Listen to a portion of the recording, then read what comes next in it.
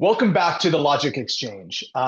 Today, we're going to be having a conversation that challenges one of the most overused and often misunderstood metrics in mass tort, cost per retainer. In this episode, Defining Success Beyond Cost per Retainer, we sit down with our special guest, John Ray, a name that's become synonymous with strategy, structure, and scale in the mass tort space. With more than 2 decades of experience, John brings a rare blend of medical industry expertise and business acumen.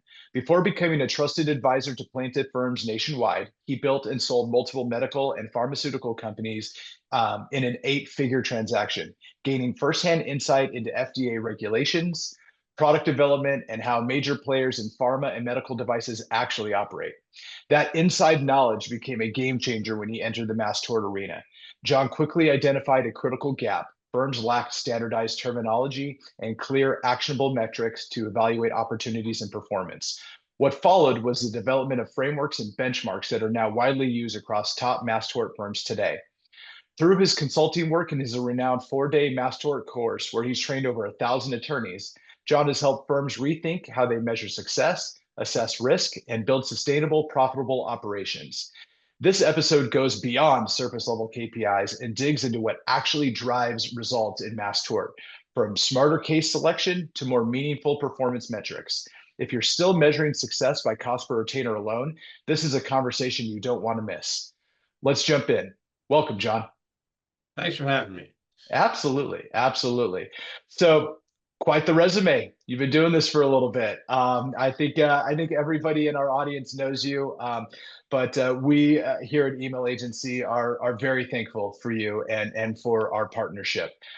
So let's jump right in to partner strategy, evaluation, and lead origin.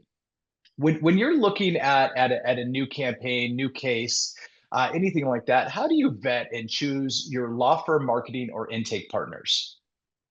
Well, I have to start any conversation on this general topic with the fact that something that's often almost overlooked. When a law firm, a contingency fee law firm, is going to represent clients that probably would not otherwise be able to afford representation, you're making an investment. You're Mhm. investing your money to give someone else representation, and whether you get paid or not, and what your ROI, your return on investment, looks like, is the only true measure of success for your clients and for your firm. As with any investment, you have to evaluate. You can't be emotional. Yeah. And one of the things I've seen over the years is attorneys are trained to be advocates, right? Mhm. Once they're involved in a case, they're an advocate for that case. But you have to be able to separate your emotion. A set of emotions comes with that. Mhm. You have to be able to separate your emotions that come through advocacy, so that's the position you're in, with your business, the business side of it, and remain as unemotional as possible. Don't become subject to confirmation bias, etc., in your evaluation of the quality or the reasoning behind an ongoing investment, which generally a mass tort case is. You don't just make one spin to get clients, which are individual investments on your part for their own benefit.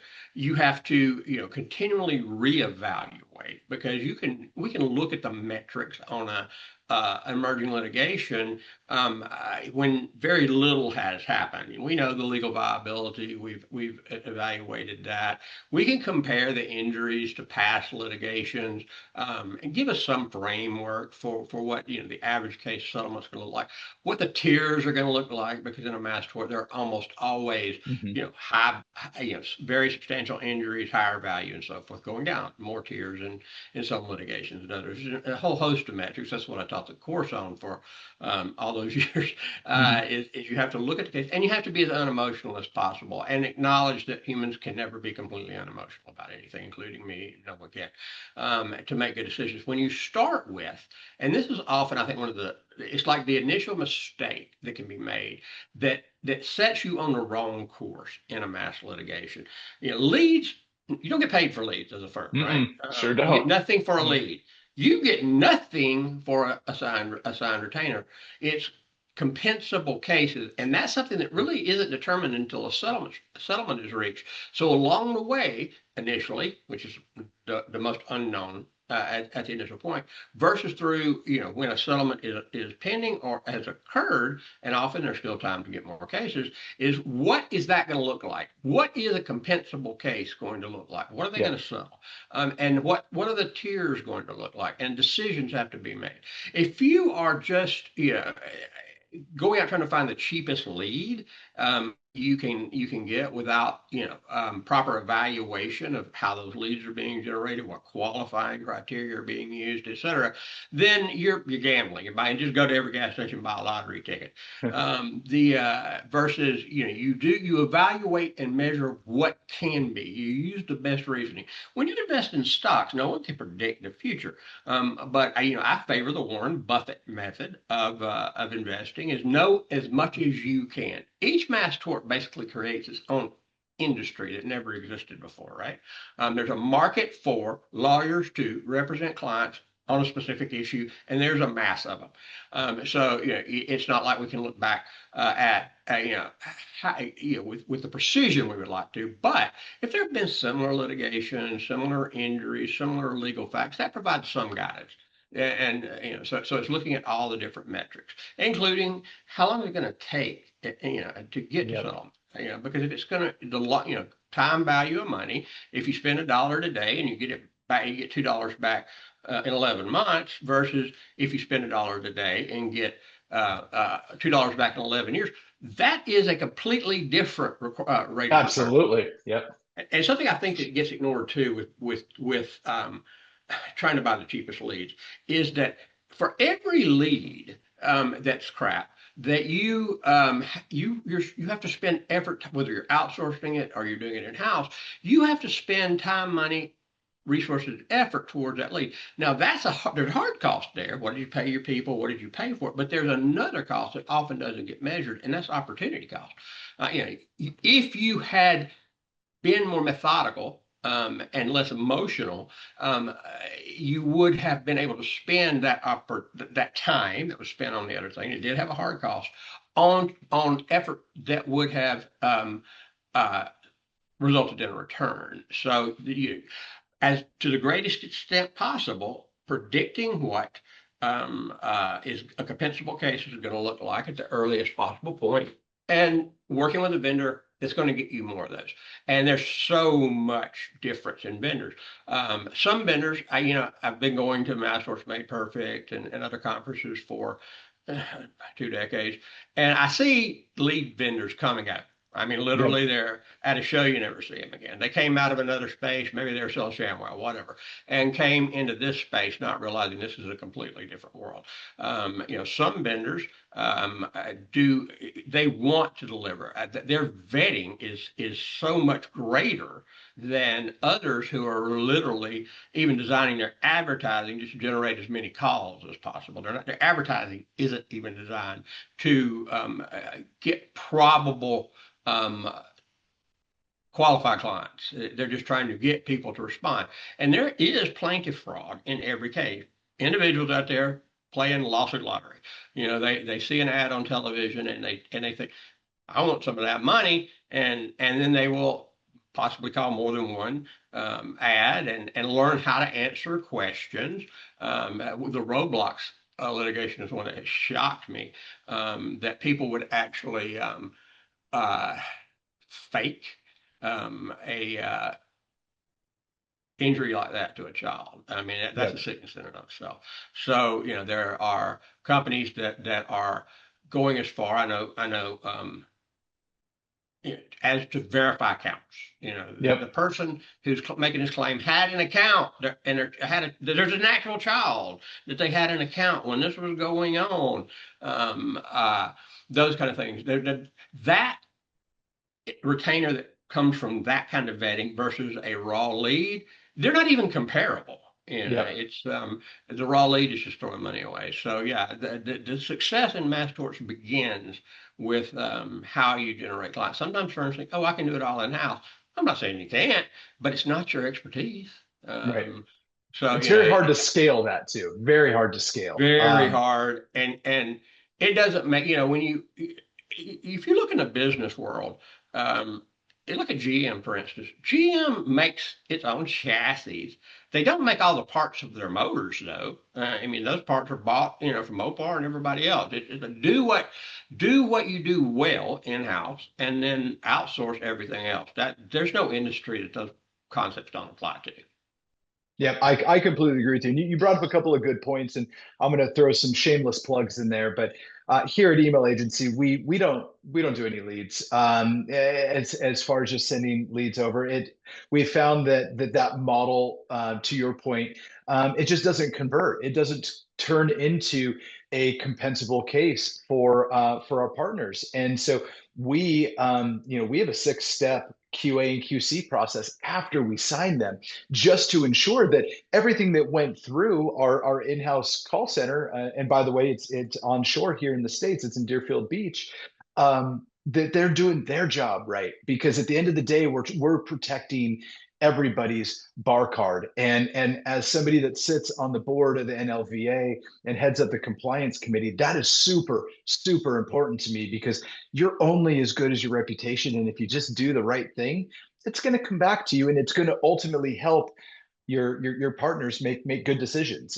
So kind of great segue into what separates a basic vendor relationship from a true strategic partnership in this space. Well, that word partnership is it probably defined that like I said before, I've seen so many lead generation companies come and go over the years that someone is invested.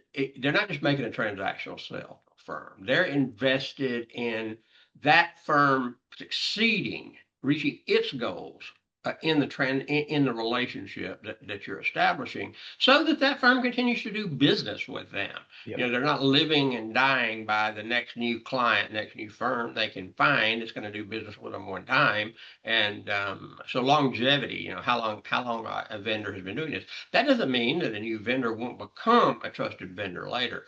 But in weighing decisions like, okay, I know I've done business with these people. I know people who've done business with this vendor. That's definitely a lot of major points in their favor. If it's someone who just showed up at MTMP or another conference one time, they're offering ridiculously low lead costs. Because vendors talk to me too, because they want me to favor them and so forth. And like, I often walk around, and a lead vendor starts talking to me. I listen very carefully, and like, man, I just walk away. Like, I don't even give them my contact information, because you sound hinky to me. Maybe it'll turn out that you're not, or you'll learn. But right now, yes, pass. Yep, absolutely. And it's a situation of, it is longevity. It's understanding this. It's, a good friend of mine, Harlan Skillinger, once said, it's not that you made a mess, it's how you clean it up, right? And that's part of this, because not every single lead case, everything is going to convert. But if you take care of people, they remember how you treat them.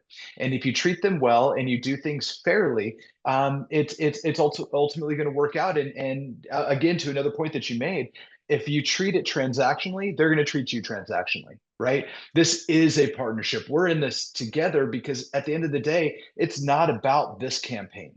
It's about the next one. And it's about what you say to me to your friends, or say about me to your friends. And I'm a firm believer in that. So I appreciate the insight that you just shared.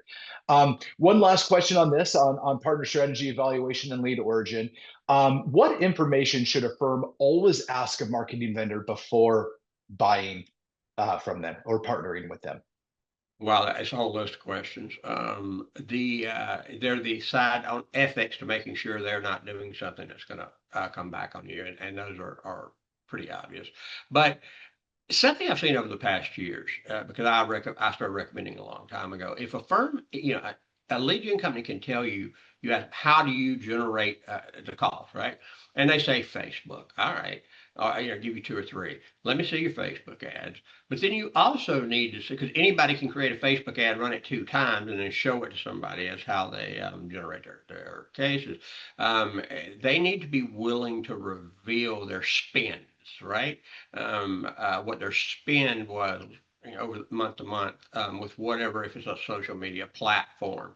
Because if Mhm. they're saying we're generating tens of thousands of cases on Facebook and their spend was $1,000, like, no, you're not. And Right. Yep. so the kind of due diligence, like I said, you would do, you don't, almost the Reagan trust but verify. I kind of go from the don't trust until they show me I can trust them, Yeah, there you go. I like that. model. But yeah, that you've dug into it, and that you're not just taking their word for how they're generating the cases. Uh, so that they are legitimate, and then of course monitoring quality along the way. The is very, very important. It's not a, just do it. And then, staggering your spend. You don't hand someone, depending on it goes by budget. Some firms 100,000 is a significant investment. Some firms 10 million is a significant investment, and they're going to make more investment over time. Whatever, don't ever put all of your money into that you plan to put into a litigation in one tranche. That just doesn't make business sense all the way around. Well, you know, all the good cases will be gone, within the first few months. I've heard firms say that. Okay, A, that's probably not going to be true. And B, if there are so few plaintiffs in a potential litigation or an emerging litigation that would be true, that's a factor that may make you want to stay out of it. Yep. Agreed. That I completely agree. I completely agree. I'm a big fan of crawl, walk, run. We, as you know, we do a lot in Roblox here in email agency, and we worked with some pretty big firms on it, and have had really good results. But it's never doing a swan dive in at the beginning. It's let's run the campaign. Let's do what you're comfortable with on the front end and what makes sense, and let's learn. Let's optimize. Let's make sure that you're able to contact everybody that we've signed for you. The ones that you're not, please kick them back over. We'll re-engage, and if we can warm transfer them to you, we will. Because at the end of the day, we want you to be able to talk to them. We did. We spoke to them, and we took them through our entire QA and QC process. But if you never get to talk to them, what does it really matter? Right? Like it's important, right? And so yeah, I'm a big fan of crawl, walk, run. And another analogy, if you swing small, you miss small, right? And then once you get a couple of hits and you learn and it's optimized, you go ahead and throw up Shohei Ohtani and see if he can hit it out of the park for you, right? But yeah. it's one of those things where just be smart about it. Well, and the over focus on price up front is, Yep. the way my methodology is determine, and a lot goes into this, your compensable, your acceptable cost per compensable, probable, compensable patient. And as long as a vendor that meets your requirements otherwise is bringing it in, and that can change your acceptable cost, it will, over the time, then as long as they're within that, whether or not they're a little higher or a little lower, it doesn't really matter. That no longer becomes a factor, right? Not Yep. a factor you're basing anything on. Then go on to the other factors that treat it like any other investment. Okay, I can buy. There's 100 trucks sitting on a car lot, and I can buy any. Man, that one, it just looks like the others. It's half the price. You might want to check, see if it's got an engine in it. Right, exactly. Does it have leather? Is leather important to you? Does it have Apple CarPlay? Is that important to you? Right? Like Mm. I love that analogy because and looking at it as a range because uh, oftentimes we'll get stuck on an exact dollar amount, and it's like why? If it comes in $100 more, $100 less, 200 more, 200 less, at the end of the day, if it becomes compensable, do you really care? That Um, is that's not even a rounding error. I mean, that is yeah, so minuscule in the analysis that, yeah, yeah, that versus you take a higher level of risk, and fewer cases manifest into a return, or they manifest, your overall docket mix ends up in an average less than, you saved $100, and in a true analysis it cost you 6 million. Yeah, that makes sense. yeah, absolutely, Not. completely agree. So John, you've been doing this for a while. Let's look at some lessons learned and ethical sourcing in this next section. For you, what are the biggest do's and don'ts you've learned along the way in this mass tort business? Well, it's funny. So often the ethical issues, it often and it's true across industries that people are quite judgmental, like it's a moral issue. It's not a moral issue. It is this will get you in trouble with the bar issue. Right. The So avoiding those things, obviously, outbound calling is a problem. And again, that goes back to if someone says they're generating from Facebook, but their Facebook spend, no, you're not.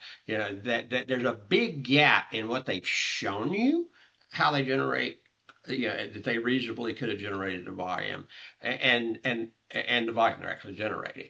They may say that they're not using outbound. Like, I don't find outbound calling immoral. It's just something that will get you in trouble. They're not bad people. And quite frankly, if I was an outbound calling service in general in another country, do I really care about American law or American bar? No, I don't. They're not. Those people aren't bad people.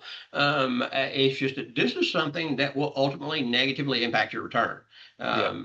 If you end up having to deal with issues created that are against a set of rules you have to abide by. That's a big one. Then this is a terminal sin for a vendor like you'd never ever even consider doing business with them if the vendor lies to you, or Yeah. if the vendor is manipulating. I mean, over the years, there have been situations where vendors have resold rejects from other firms and they've not told the second firm that it was rejected before. I'm not saying there may be a scenario where a firm might want to buy cases at a discount. Another firm has rejected, for instance, if like firm two is taking a particular injury that firm one isn't, Sure. Yep. because they believe that injury will be compensable. But, it has to be transparent to everyone involved, not that, okay, three firms rejected this because it didn't qualify under, it didn't get to the point of what was the injury, and they're reselling it. That's gone on, an amazing number of times. Um, I it really does. If something sounds hinky, it probably is. Yep. Yep. If it sounds too good to be true, it often is, right? If the I people completely agree with you. if the people trying to get you to do business with them just seem too slick. Now I'm Southern, so it's like we'll listen to something, we'll go and just knowing somebody's BSing us the whole Yep. time. We Absolutely. listen to that, and because the risk associated with not doing business with them is none, and the risk associated with doing business with them is high. There's nothing wrong with salesmanship. I'm just saying that we've the Joe Azuzu kind of salesman. He ain't never going to sell a Southerner a car. Yep. It's common sense. A lot of applying common sense. You know what business? I went to business school, and so much of business is just common sense. You just have to understand. A business education is valuable, but my grandfather had a third grade education. He was one of the best business people I ever knew. That's amazing. I know you're in Houston now. Where'd you grow up, John? Georgia. I was born in the mountains of Georgia, between Tennessee, Alabama, and in the mountain. I mean, to this day, there's only one paved road on the mountain where I wasn't born there. I was born in a hospital in a nearby city. I came from. I refer to myself as an educated hillbilly, and hillbilly to me is not a detriment. It's not. I'm proud of it. Hillbillies and rednecks are not the same thing. This is But true. my life has taken many interesting turns. A life of improbabilities manifesting, and to go from I was born in '64. We didn't have indoor plumbing, I think, till '69. Same year they put a Wow. man on the moon.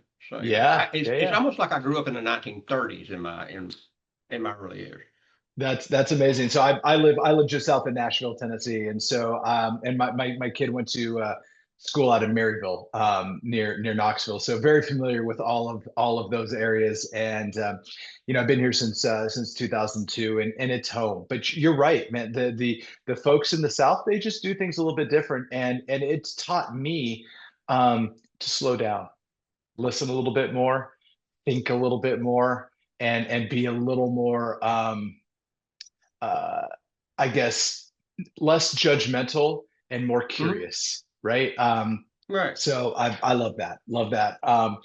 Cool. How do you balance when looking at these dockets, looking at cases and whatnot? How do you balance volume versus verification when you decide that you're going to scale? You never give up verification. But Yeah. I don't care what business you're in. You don't sacrifice quality for volume. That's stupid. Yep. And you can't fix stupid usually once you've gone down that Yeah, path. you're right. You never do that. I mean, we've seen that in so many businesses that franchise restaurants. I mean, the first Longhorn was near where I was living at the time, Longhorn Steak. The Longhorn franchises are nothing like it. They're successful, but they're a very poor copy of the original. But here, you don't have the advantage of um, uh, that can be done. Losing quality for growth is almost inevitable in some industries, but in something as personal as legal representation, Yep. if you sacrifice quality for volume, you are not going to get a better ROI. You're going to have a lot more unsatisfied clients to deal with. It's just not, you don't do it. There are some Yep. industries where sacrificing quality for volume is a death knell. And legal services would be one of those. I completely agree with you. It's like making a deal with the devil, right? The devil's always in the details, and the details of non-verified legal claimants Mhm. Right. can help you lose your license and your bar license very, very, very quickly. So last question on this in this section, then we'll go into defining success and real performance metrics. What does ethical and compliant lead sourcing mean to you? Should be a dust statement, but I'm curious. Well, I started out with it's not going to cause you trouble down the road. That's the big Yeah, answer. absolutely.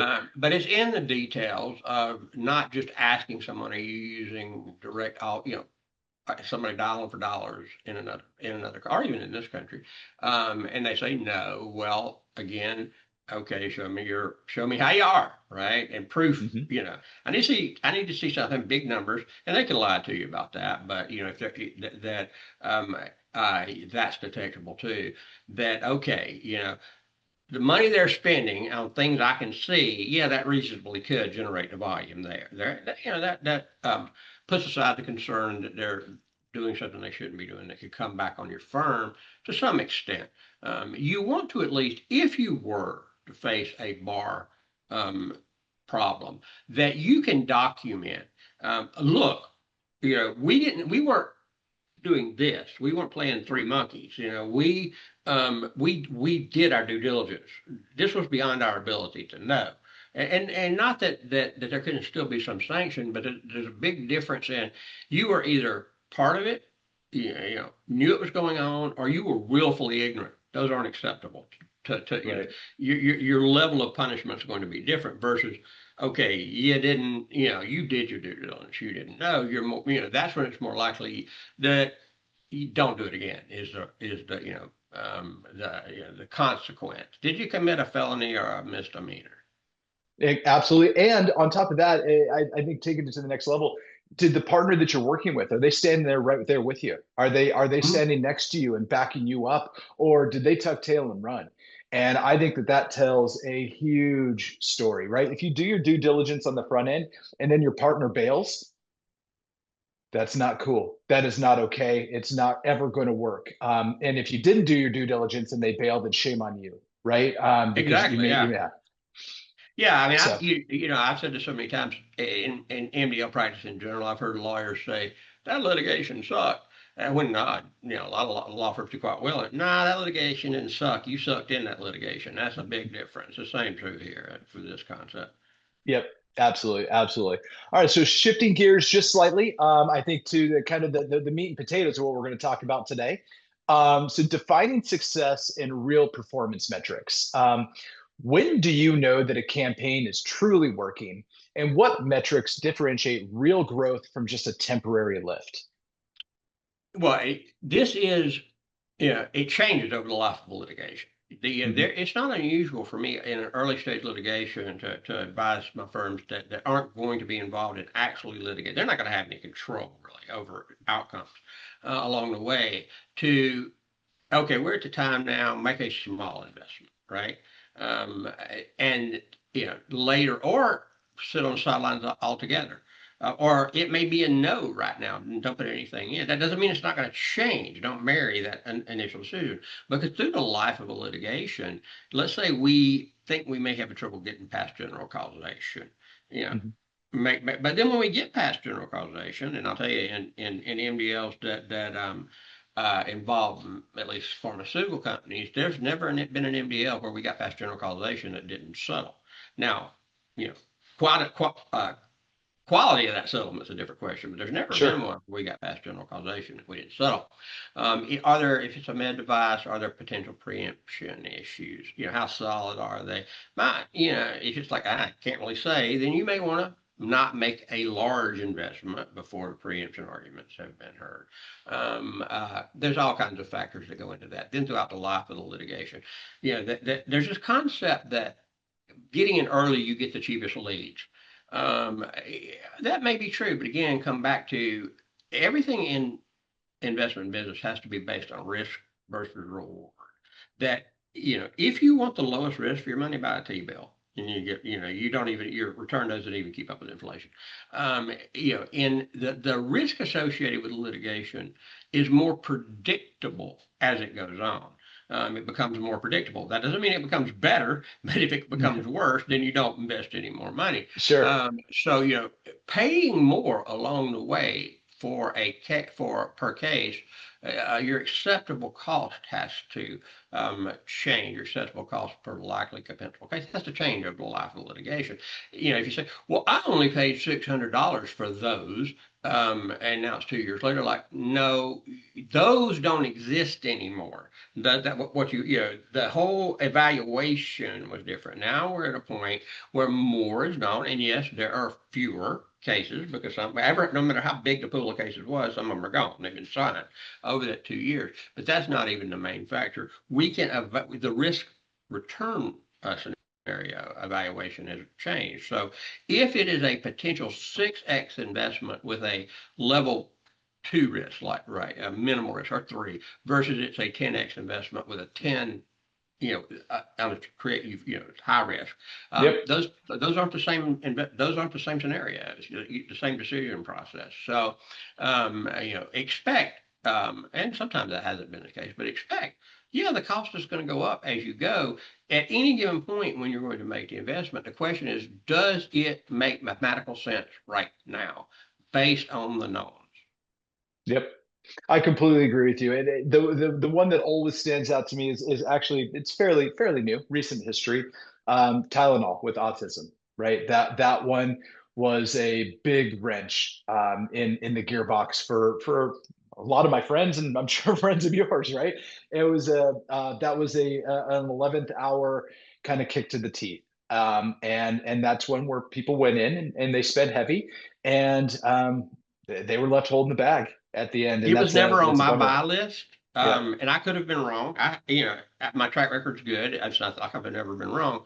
But to me, if I advise firms not to get into something and it did turn out well, okay, you missed a good investment. That's better than making a bad one. Uh, absolutely. Yep. that one was, I thought, was pretty foreseeable. But I could be wrong, right? I mean, my opinion is an opinion. It's an opinion based on a lot of experience and so forth. But I can be wrong. So, that I could miss something or just happenstance. I mean, predicting what defendants are going to do. I'll say this: that there's an over focus on if it's a publicly traded company, pay attention to what they're telling their stockholders, There you not just go. what's going on in the courtroom. Because our side, you got all these different lawyers representing clients, and then you usually have a steering committee. The lawyers, the defense lawyers, they're paid. They're not controlling that. What is done and isn't done. A boardroom is. People who went to the same school I went to are making those Yep. decisions with an outcome that may have nothing to do with winning. What they consider a win can be settling for under $12 billion, not that prevailing and nobody gets anything, because companies don't think, and individuals that run them have brains, and these are generally people who make millions of dollars a year. If their market cap, if the way they manage one of these litigations in a way that causes their market cap to take a hit, They're gone. They're Yep. not going to be fired for the evil stuff they did. They're going to be fired for if they let the evil stuff they did hit the market cap, hit the stock value. That's what they will lose their big jobs for. Yep. So pay attention to what they're telling their stockholders. I pay more attention to that than I do probably what it's almost like what's going on in court. Sometimes I'm not saying it's not important, but at times it's more, yeah, that's a sideshow. Um, Sure, sure, absolutely, and that's a great perspective because I think that it and that's the whole point of these talks that I'm doing is that how do we educate all of our friends? How do we educate this space and how do we help all ships rise? There's plenty of business for all of us to do together. Let's do it in the right way and let's look at the right numbers. Let's look at the right cases. Let's make smart decisions. And that's a great another great segue into the second part of defining success and real performance metrics. How do you evaluate ROI beyond just a simple cost per retainer? oh, well, okay. True ROI. Cash, you have to start with your cash conversion cycle, which you have Yep. to predict. And a cash conversion cycle is simply the time you spend a dollar to the time you get that dollar back. Hopefully, it comes back with friends. The and depending on what state you're in, ROI contingency fee law had horrible cash conversion cycles. They're not measured in days; they're measured in years. Walmart grew the way Walmart grew, not because it was its marketing or anything else. It was because Walmart set itself up after it went right before it went public. That if you're a vendor to Walmart, you may sell them stuff on net 30 terms, but they put your product in 5, 6 stores, and then they see how long it takes to clear that product. If it takes them Mhm. 61 days to convert money on your product, they're going to pay you in 62 days. They don't care what your terms are. What are you going to do? Go somewhere else? They're Walmart. And that's what allowed them, when you have negative, which is a positive thing here, cash conversion cycles, you have unlimited ability to grow on your own internal growth rate, your own profits. Now, let's take our contingency fee law firm scenario.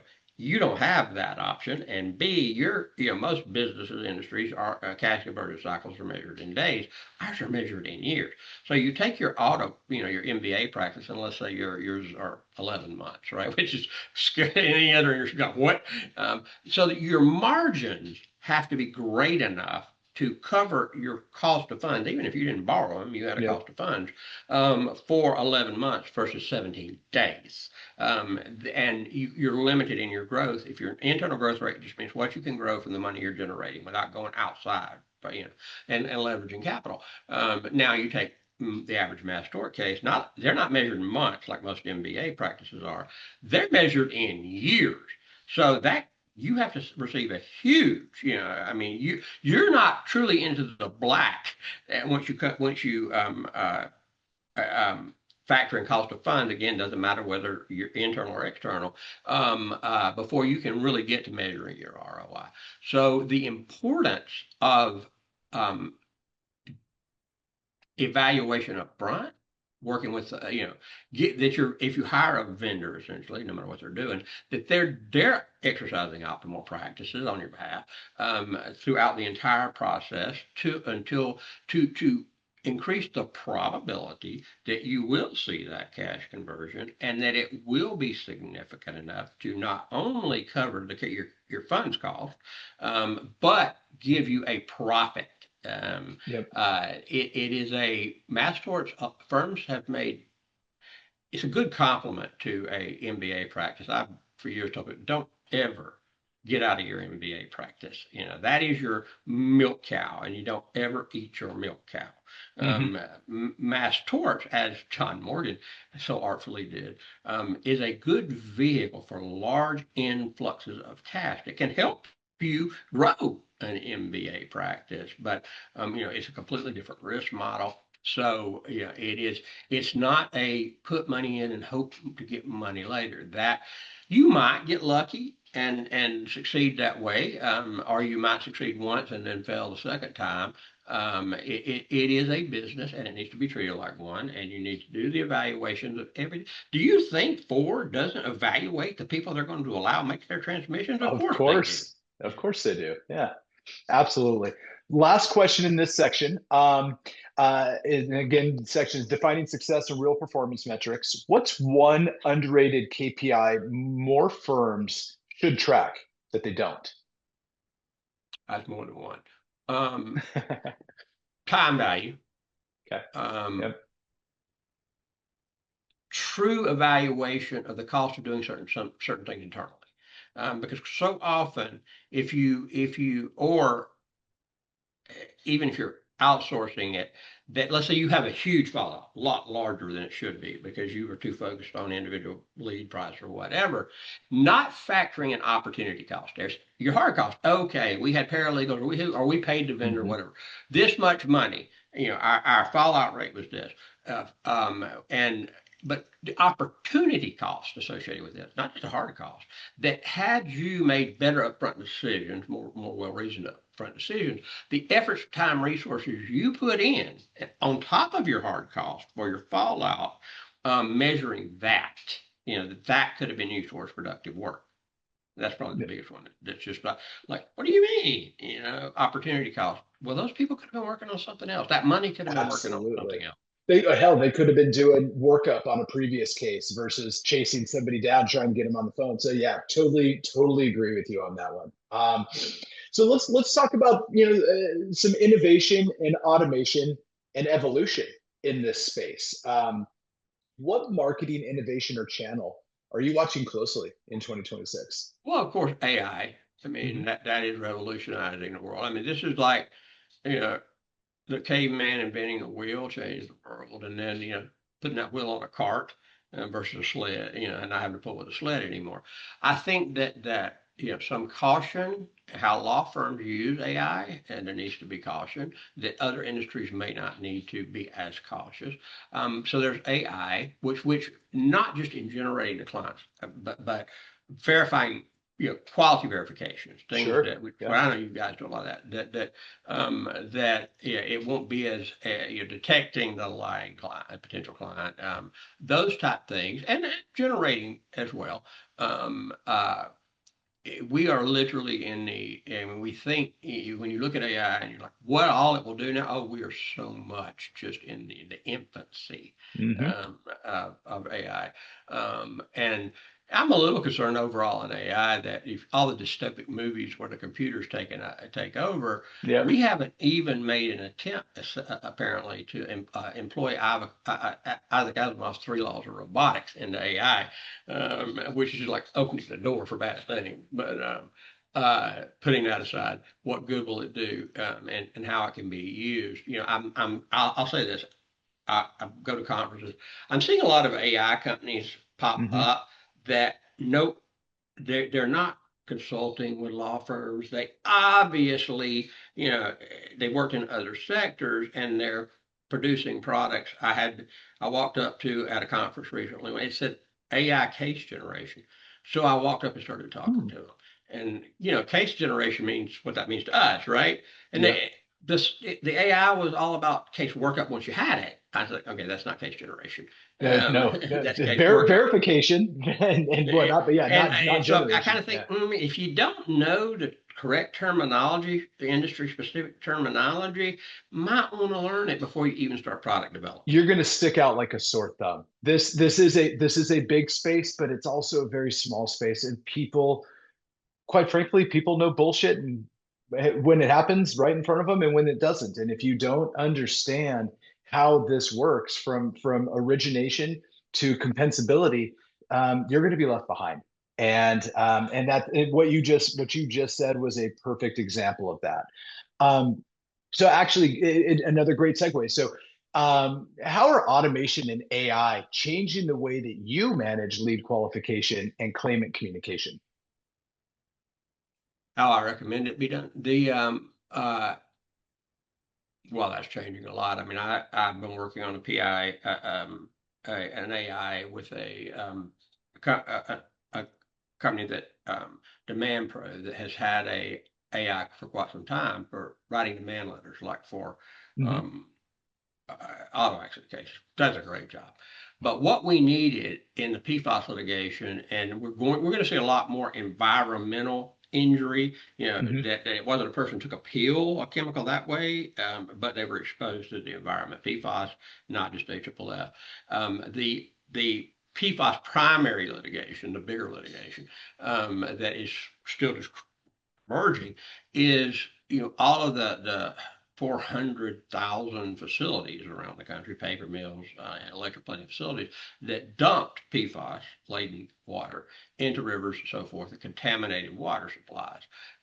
Well, identifying traceability, the traceability factor, I started working 5 years ago on putting together all the necessary data so that, if someone, their well is contaminated, who's responsible for that.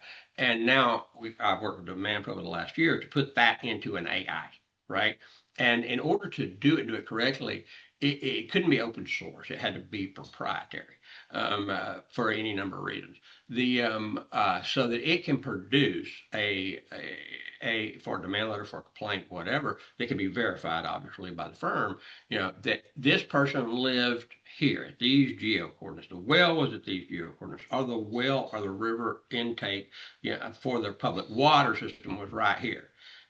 Based on a number of factors, what facilities would have discharged PFAS based on their volume of discharges and so forth that would have reached that water supply, for an Hmm. injury case or for a well, for a remediation case. And we just ran the first beta report a couple of weeks ago. That was one of the biggest challenges in the primary, not the 𝗕𝗲𝗄𝗏 product liability litigation. Not that that's not significant, but I mean, if you consider the fact that 98% of freshwater fish in the country have high levels of PFAS in them.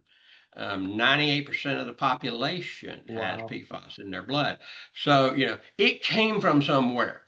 Hmm. But to make a legal Yep. case, you have to be able to, from where, who, what, And when, and and where. and then put those Um, two together, right? and put that. Exactly. So I worked on it for 5 years, and I was working on individual places. But there's no way a human being. I have to eat, sleep, and and so forth. I actually like have a good time once in a while. So an AI is faster and so forth. But in control, not allow. We couldn't. We had to make sure it couldn't hallucinate. So we control what it can and cannot. Only authoritative data we put into it, so to speak. But it can do the math. Like for me, matching up two sets of geo coordinates and then applying them to hydrological unit data and so forth. It's like, yeah, it takes me a while to do that. It can do it like that. Yep. So. Absolutely, and that's actually a great answer for that, because when you force AI to give an opinion versus We don't want its facts, opinion. we Yeah. don't want opinions. We don't want opinions, and so like folks out there, if you're listening, please don't ask for opinions. Give it factual data and say, what's the difference between these two things? Is there a correlation between this and this because of this extra piece? And so you've got the iron triangle, right? And so, but yeah, when you have the opinion piece in there, it can hallucinate, like you said a second ago. um, so we right now we're kind of seeing this shift in our industry, and well, in industry in general, and it's shifting from speed first to compliance first. Um, when scaling, do you see this speed first to compliance first, or is speed still king in your opinion? They need to be. They need to be. They need to be close enough together that you can and holding hands so that the hands never break. Yep. They're walking down a path, and they need to walk at the same and holding hands, and they need to. One of them can never walk so fast that their hand slips out of the other. Yep. And that they have to be. That's so true of many things in business. You can grow yourself right out of business. I mean, Absolutely. it happens all the time. That's one of the main causes of startups. It's not that they had a bad concept failing. It's not that they had a bad concept and so forth. Is they had a very good concept and they grew themselves right. They grew beyond their internal growth rate. They did not plan for funding early enough, and what could have been a business that just continued to grow fails. And Yep. then the people who started it felt like a failure because they did not really. It's like if you're selling something that you spend $1 and it takes you 60 days to get that dollar back, that you have a limited internal growth, right? That you can afford, you know, and you don't even plan.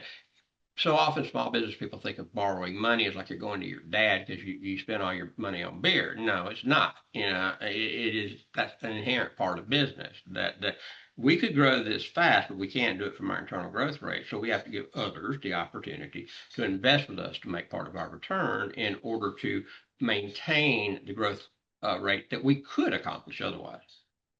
Absolutely. So to paraphrase, be wary of your own success early Yeah. and plan accordingly.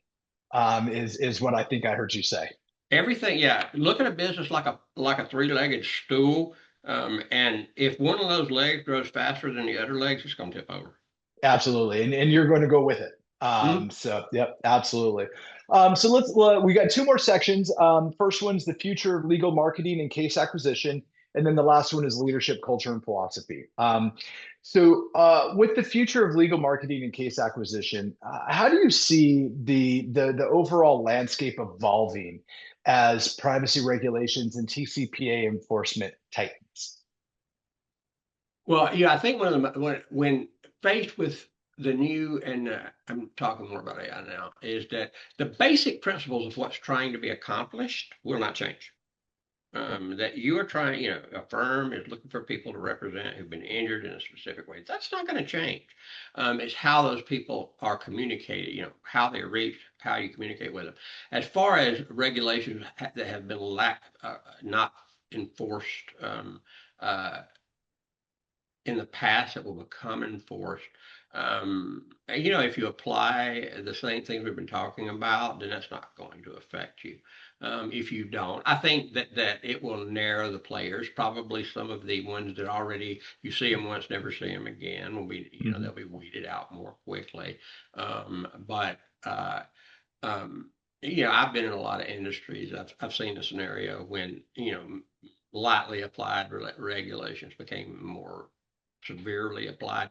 If you're practicing good business principles already, those kind of regulatory scares, a God, they happen in healthcare all the time. Um, uh, they don't scare you. Like, well, I wasn't being stupid already. Yeah. Exactly. Yep. You don't I need agree with to. you. I don't need to try to fix my stupid because I wasn't being stupid. Yep, exactly. It's like the age old adage, like if you just tell the truth, you don't have to remember what you said. Exactly. Yeah. It's just do the right thing and it's going to work out, right? So I agree with you on that one. Um, cool. Let's what is the future of this mass tort case acquisition vertical look like to you? Okay. Yeah, I call mass torts a little niche cottage multi-billion-dollar industry. Um, so Yep. it's going to attract people and who do lead gen and other businesses, you know, where their average Yep. lead's $7. It's going to continue to attract people, and some of them may be good, honest people with it. But if you come into this, you see the money difference, but you don't see the other differences. So we're going to continue to see, and I'm not saying they're all bad people, just that they did not do their due diligence. They didn't understand this isn't that. Whatever you were selling leads for, this is not that. You know, Yep. um, yeah, I don't. From a 20,000 foot view, I don't see a lot of changes coming in you know in the more granular. You know, well, I've just seen it again in so many industries and so forth. You'll see all kind of granular changes, but those Mhm. are almost like background noise. You know, just Absolutely. stick to your It's sanding a piece of wood. You're just trying to get a little smoother, right? It's already working. We're right. just working out some of the kinks. And I tend to agree with what you just said. And if I could wax poetic for a second on this, our industry changed forever with Camp Lejeune, right? We were coming out of the pandemic. These firms weren't really sure what was going to happen. Nobody was. Nobody was what was going to happen in the world, and so nobody was really spending. And then Camp Lejeune came along, and everyone got excited, and it brought in hedge funds, and it brought in Wall Street money. And when money comes, sometimes you get some bad players too. And I think that ushered in some of the, well, quite frankly, some of the things that like Michael Watts was talking about at Mass Torts Made Perfect a couple of years ago, with all of the fraud. And as me and several others kind of helped him with that presentation because we want to clean up this industry.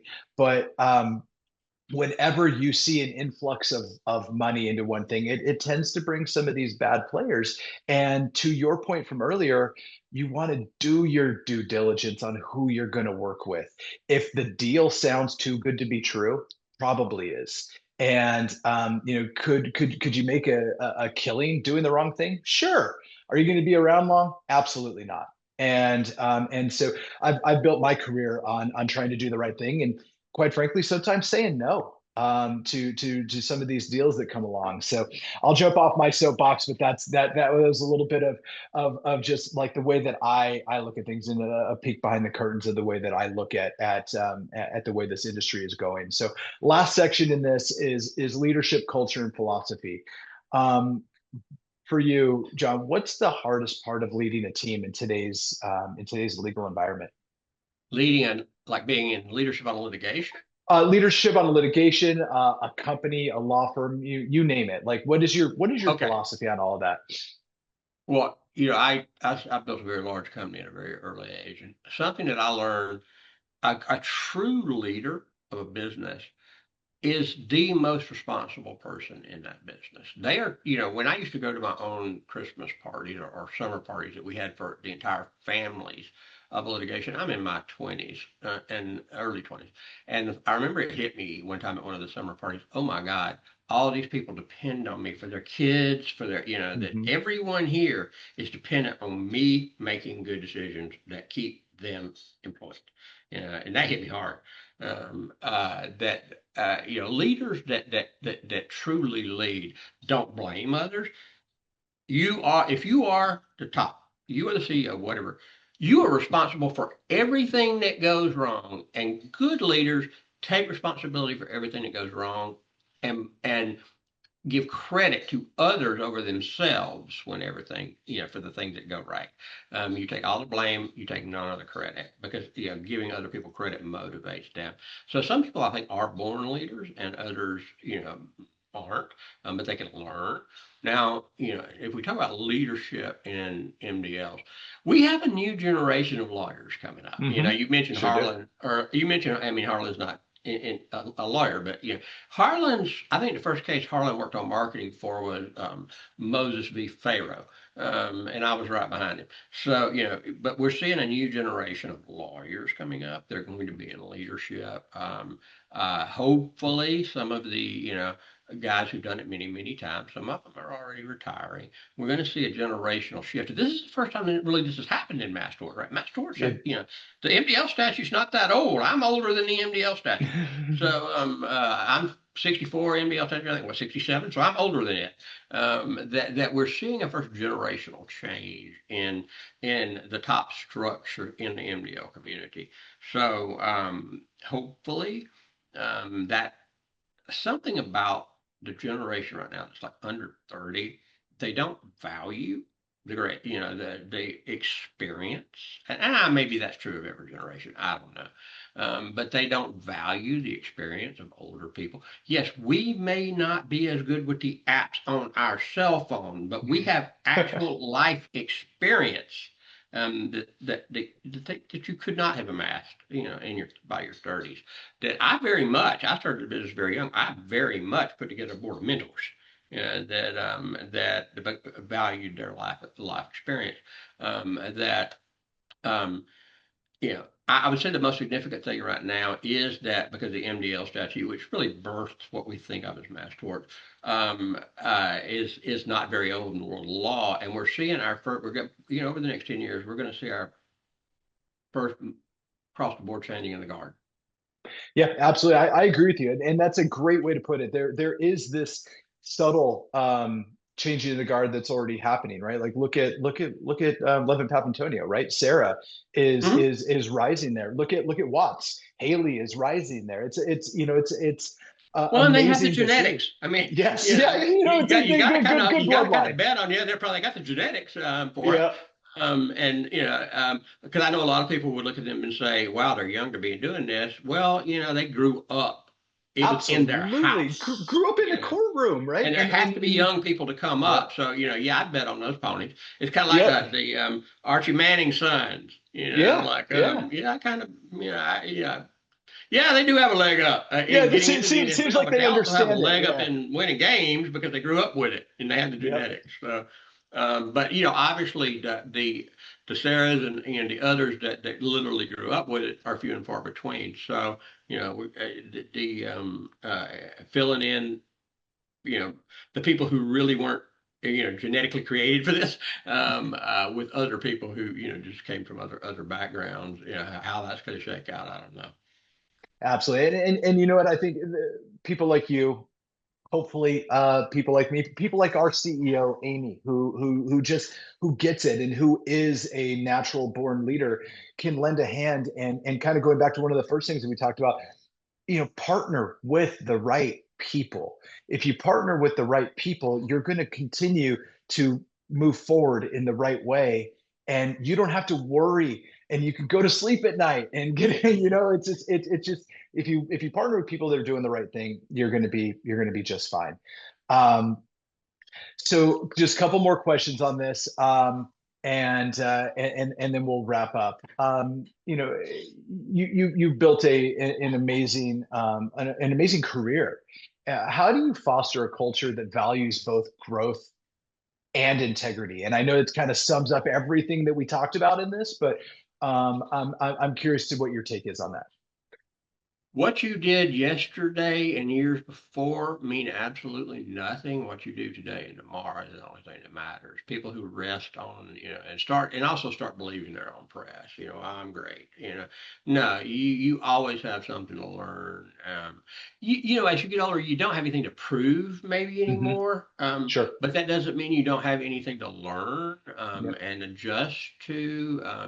That uh, I would say that don't ever think of yourself as successful is one of the keys to success and Yep. ongoing success. That there's always another. I always say there's only one righteous person in the world if you're just looking at it from a money perspective, and it's not you. You know, Absolutely right. There you go. and how you measure success. If you only measure success in dollars, that you're missing, a lot of the value of life. Measuring success in the positive influence you have on other people. You can be quite often. You can be a pebble in a stream. The kind of the butterfly effect concept that. You can do a small thing to help someone else, just be a pebble in their stream, but that pebble can make enough of a change in the flow of that stream at the time you do it to completely change their lives, to change the flow of the river downstream in a way Yep. that matters. I love that. I love that. I'm actually going to use the pebble and stream. I like that, John, because this, to your point, what you did yesterday doesn't really matter. Mhm. Unless you did something wrong, then it definitely matters, right?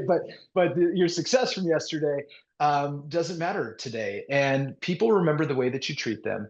And I'm a firm believer, and Amy rolls her eyes and laughs, but I'm a firm believer that culture eats strategy for breakfast. You have to have a Mm. game plan. You have to Oh, know where you're going, right? But if you have the right people around you and you surround yourself with the right people and in the right rooms, and you treat them the way that they deserve to be treated, that's going to come back to you. And that's something that I've tried to like, I've tried to hang my hat on my entire career, is just if you just do the right thing and if you just tell the truth, you don't have to remember what you said because you told them the truth. And people remember the way that you treat them. well, from a leadership perspective, you're putting a group of other human beings together. Leaders who take all the credit and never the blame, they don't. They don't foster. You want every one of your employees to take everyone on your team to take ownership of the success, do their part. If they're constantly being blamed and never being rewarded, allowing that internal feel of a win, they're just working a job. They're putting in hours. If you want Absolutely. warriors on your team, you have to stick medals on their chest. Yeah, I love that. I love that. It's kind of that age-old question: is this a job or a career, or is it a calling? Right? Right. And all you can have all three of those. It could start as a job and it can turn into a career, and then it can just become your calling. But if without one or two of those things, then you're just working a job, right? And you're Right. just punching in and punching out. You're doing something you have to do, not something you want to do. Exactly. I love that. I love that. One last question, and then we'll wrap up. And real quick, John, thank you. This has been amazing. I will say it again, but I truly appreciate you coming on today. What is one piece of advice that you'd give to firms trying to modernize their marketing and intake operations today? Proceed with caution. Try to remove your emotions from decisions going forward, or which is actually impossible to do completely for a human. Recognize when your emotions are impacting a decision. Just that's often as when you do have confirmation bias because you would like to see an outcome. We can't separate and this pretty much goes back to my first level of advice in any business situation. Try to try to act on reasoning as much as you can, well reasoned facts, and take the impact of your emotions out as much as you can, which you will not be able to do, and at minimum, acknowledge to yourself how you're, and there's nothing wrong, and we can't get rid of emotions, that sometimes you make a business decision, you did the reasoning, it really didn't move the needle one way or another, and you just decided, you know what, I'm doing this because I want to. That's okay. Just don't Yeah, lie to yourself about it. yeah, but own it. Say, Own yep, it. you know what? Yeah. I'm doing this because I decided I'm going to do it. Makes me feel good. Yeah. Yep, exactly. Awesome. Well, John, thank you so much. Your insights and you as a human speaks for itself.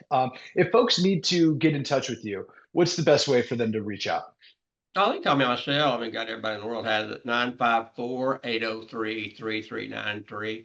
And if you want to email me, do it to my personal email, not my professional, if you actually want me to see it. It's my name, JOHNDEERAY at hotmail.com.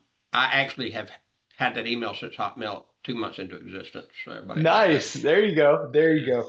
Well, John, thank you so much for being a guest on the Logic Exchange today.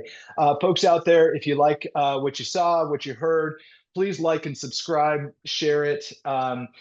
John's not hard to find at the majority of these conferences. Neither are we. Again, this is Nick Thompson, the CRO with Email Agency. We're going to be at Mass Torch Puerto Rico here first week in May. John, thank you again for being a guest Thanks today. for Your having me. I enjoyed insights are it. amazing. Yes, thank you, sir. Awesome. Well, till next time. Talk All right. soon. Yeah, take care, buddy. Bye bye.